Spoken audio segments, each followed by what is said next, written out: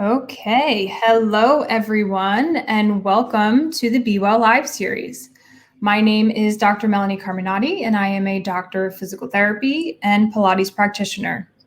I'm the founder of Inspira Physical Therapy and Pilates. We have evolved into a virtual team of physical therapists and Pilates practitioners, and we specialize in advanced orthopedics, Pilates rehabilitation, pelvic floor physical therapy, and we also provide holistic services such as craniosacral therapy, visceral manipulation, and we treat the specialized population of dancers. So I am so grateful and appreciative to have Dr. Bronner here.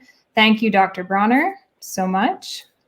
So for those viewers who are here with us tonight, who may have been with us last night, we are continuing our promotion. If you are one of the first 5 who give a thumbs up in the comment section, you will get a complimentary prize, which we will follow up with you afterwards about.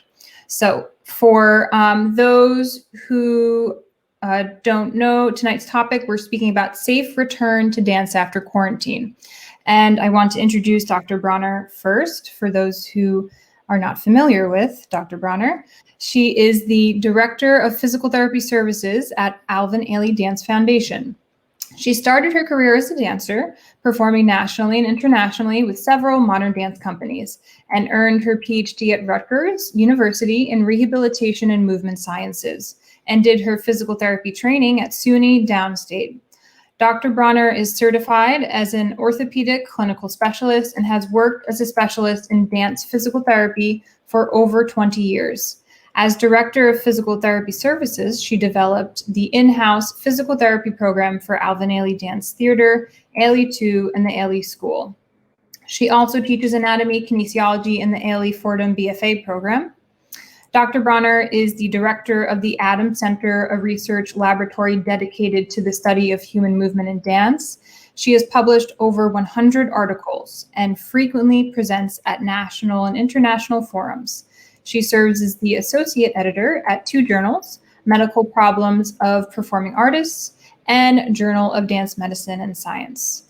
So, Dr. Bronner, thank you so much for being here to speak on this topic. I wanted to start off our conversation with hearing from you how has quarantine physically changed the life of dancers? Well, I speak mostly from my experience with both the 2 Alvin Ailey dance companies and the dance school. And so everything is virtual. We actually closed the school and brought the company home about a week before New York State shut down because we could see the handwriting on the wall.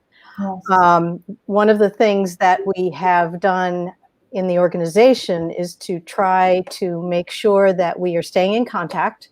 They have developed Zoom classes that are available to the entire Ailey community with respect to all of the techniques that we teach there, from ballet to Horton to Graham, et cetera, et cetera.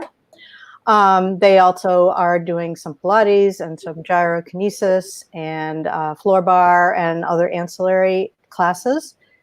And then I think the biggest thing that was needed that we're doing for the company, but not so much the students, but it would be nice to start that, is the creativity outlet. They have been online and they did a wonderful series of Revelation. They did Butte. Each one of them filmed themselves from their home, and then they edited it so that they could go from dancer to dancer to dancer, all within the music. And then they did the same thing for Revelations, and some of them were indoors and outdoors, and you could see the seasons were changing as they were working on the project. And that actually was on I can't think of the show. It was a fundraiser that went on for 24 hours for New York and artists, and it was wonderful. They've also done Lazarus.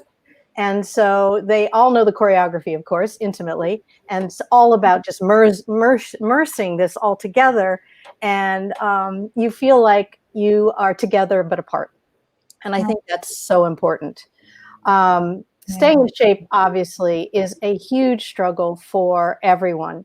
And in finishing up the semester with my Ailey School students, my BFA students, you could see some of them hadn't been out for a 10-minute walk. And so that one of my biggest concerns is getting ready for once we're ready to step out. I think, though, that they are very into social media and into being online constantly with each other as support. If you have that dance community already. If you're an isolated dancer that doesn't have a community, I have a lot of concern, because you need that psychological, moral, creative, artistic support in so many ways as an artist. Absolutely. I did see online the collaborative project that they did with having everyone film. It was beautiful. It was really beautiful. Yeah. So the conditioning side of things, how can dancers, what are your recommendations for maintaining their conditioning while they're at home and, their schedule of rehearsals and training has changed? Yeah, I mean, the amount of time that they are moving is so much diminished compared to what they usually do. Even our pre-professional program is quite intense.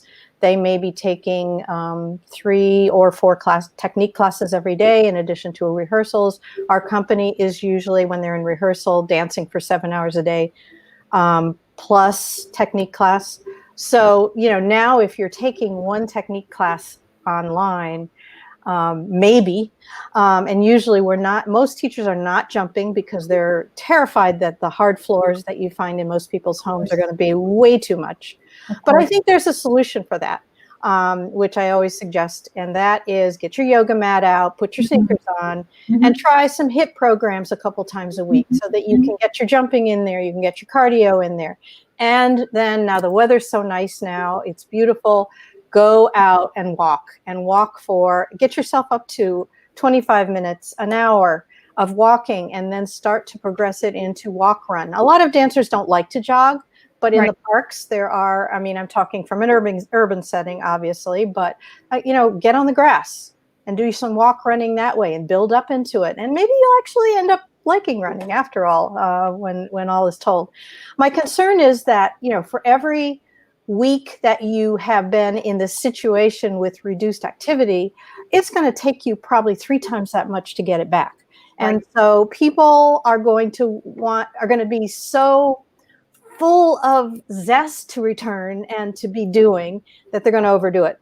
And I think that 3 weeks back, when we are back, we're going to see some crash and burn. And so one of the things that the therapists at Ailey, we are doing together, is we're trying to figure out a way to do some virtual screening so that we can give them guidelines for what they need to work on before they think of coming back, and then retest them before they come back so that they know whether they've met some of those parameters, so that we don't have a crash and burn 3 weeks in, where all of a sudden we've got the shin splints and the ankle sprains and all of the other stuff that is unnecessary if we can be smart about it.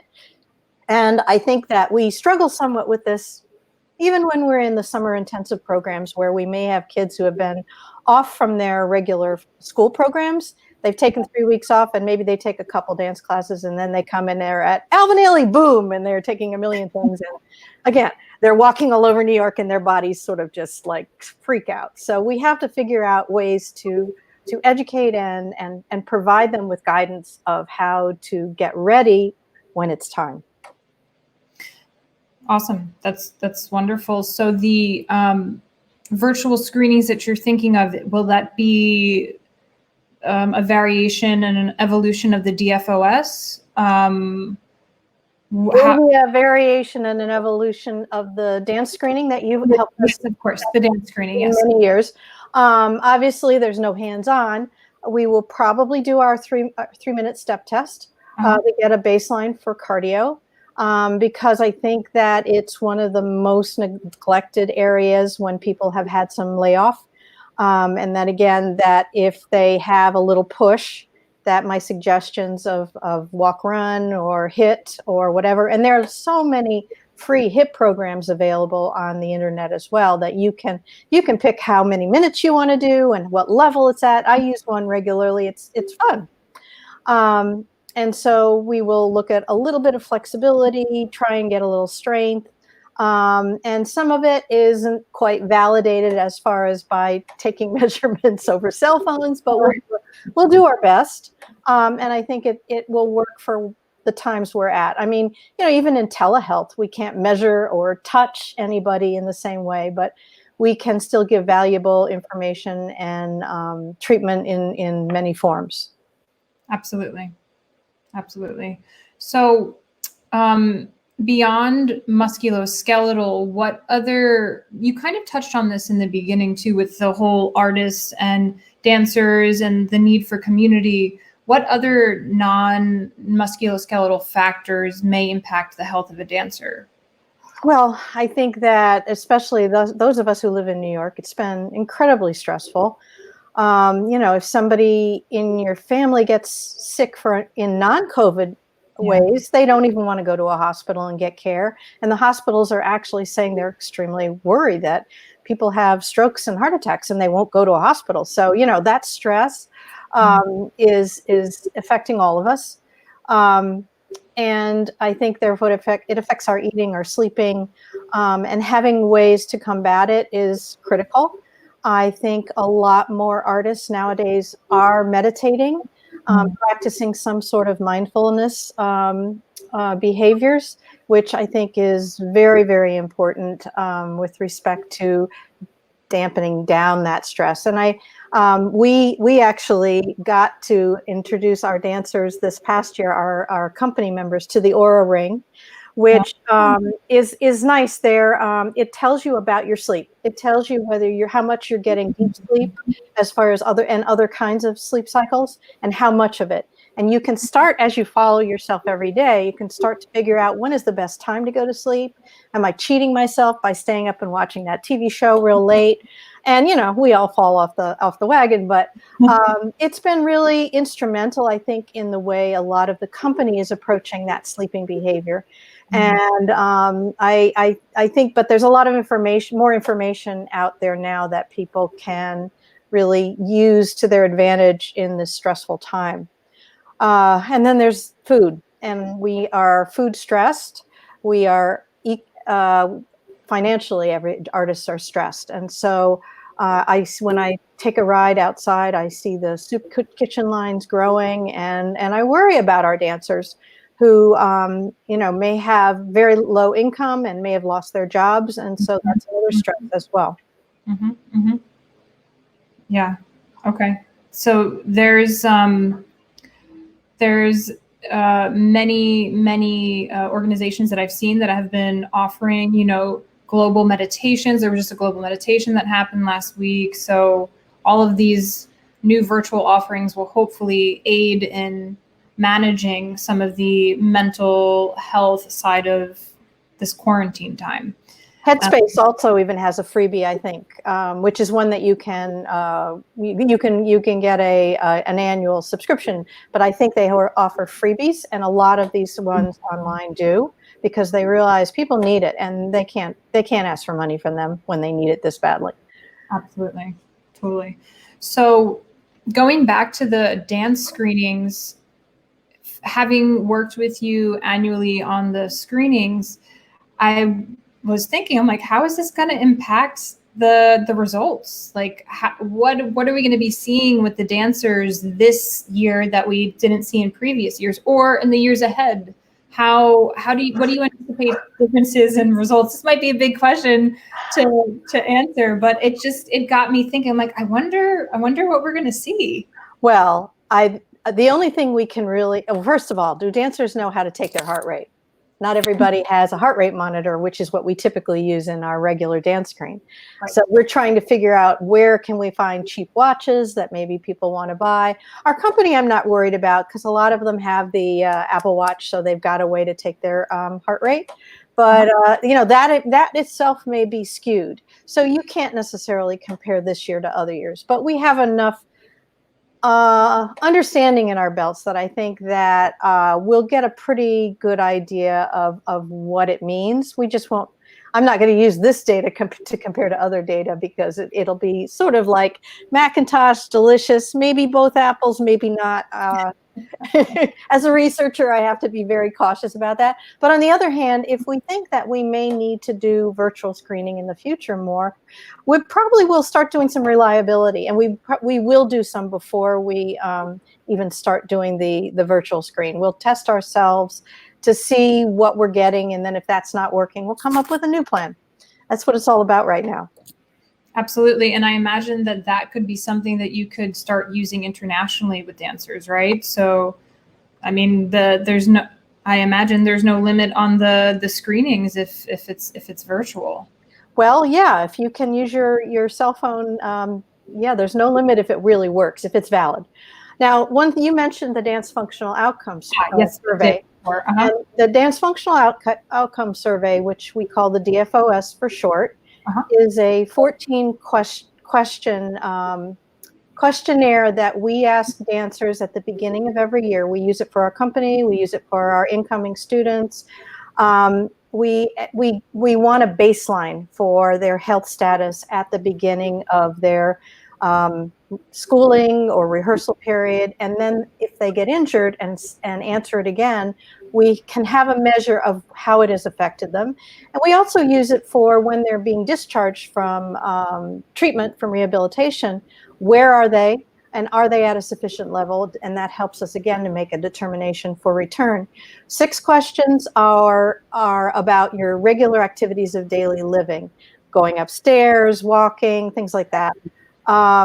And then 8 questions are ballet-based, more specific about your dancing, including your grand allegro, jumping, running, your turning, your twisting, your floor work, because again, we have dancers that have to do everything nowadays. And so I think when somebody is severely injured, obviously they don't dance at all. So all we get is that first 6 questions of the level of their activities of daily living. So we may have dancers that'll answer it like that because they haven't been in class.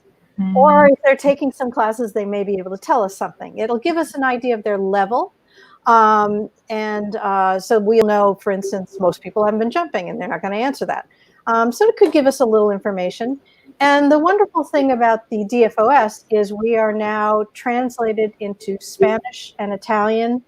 It has also been validated for a pediatric population, and they are working on it for Japanese. So eventually we can share this again internationally, which I'm really psyched about. Congratulations. That's amazing. Again, ways to communicate for the whole world, because dance isn't a big population. We aren't like soccer players, which are millions and millions and millions. We're smaller. So in order to have enough size of dancers in any given study, we need to pool our resources. And I think that collaboration is what dance medicine physical therapists do, which we realize that we need to figure out how can we help those that are in another country that don't have this history of good dance medicine, and how can we share and maybe collaborate on things. So it's been fun. Yeah, I can imagine. Portuguese, that's right. They're working on it in Portuguese too. Yeah, I was about to say, because you were in Brazil, right? Didn't you were in Brazil last time I spoke to you? I went to Brazil on a Fulbright with the idea that we were going to set up some of that, and also to sort of talk more about how to push dance medicine there, because Brazil is a population that dances. They love, everybody dances. I think more than Americans in some ways, and so, which is exciting. From coming from the dance world. On the other hand, they are really getting hit hard with COVID right now. Yeah. But eventually we'll have a DFOS that's in Portuguese as well. Wonderful. That is amazing too. Yeah. So any, just to round out our conversation, any last recommendations for dancers that maybe we didn't chat about yet? Well, I think there's a couple of resources that I jotted down that I think dancers might want to check out. I have been a member of the task force on dancers' health, which is part of Dance USA, for many, many years. Okay. And they have put out 2 position papers. One is called Return to Dancing and Training Considerations Due to COVID-19.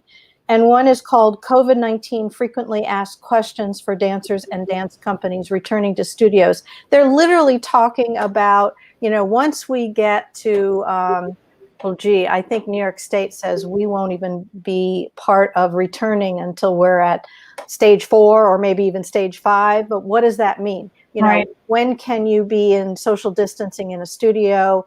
They're recommending no floor work. They're recommending, again, your social distancing and wearing masks, but no across the floor, because again, that's going to be more respiratory droplets. So again, it's very, very practical and nitty gritty about, the things a studio manager or a dance teacher needs to think about once we're there. And gee, I hope we get there soon, but I think we really need that vaccine.